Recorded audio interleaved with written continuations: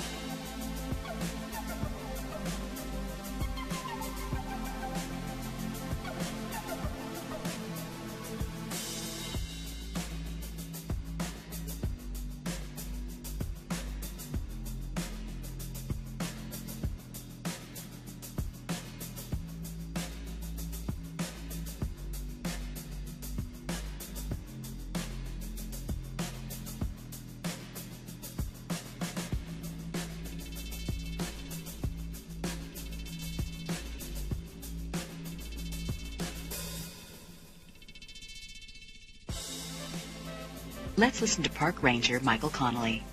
Think about when you got out of your car today, you looked down to the south, and you saw this empty space out there. You're looking out towards Texas to the south. Picture yourself looking onto the ocean, looking onto the sea.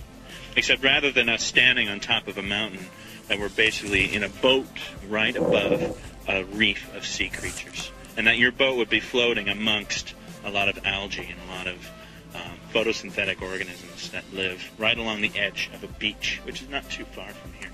And so we're going to be diving into this reef of sea creatures as we go down the natural entrance. Imagine waves of an ancient ocean lapping at your feet. Of course, the Chihuahuan Desert is the wettest desert in North America, but it only gets 10 to 12 inches of rain a year. We may even get some snow. Diane Dobos-Bubno, biologist, elaborates. I think people equate deserts with deserted or barren lands. And I think that's one of the most amazing things about the Chihuahuan Desert is it's not. In fact, it's the most diverse desert in North America. Carlsbad Caverns National Park has over 120 species of grasses just in the park. And it has 1,000 plant species. If you compare that to like Rocky Mountain National Park, which has a little bit over 200 species of plants. It's 5 times as many just in the park itself. And Carlsbad Caverns National Park is 47,000 acres.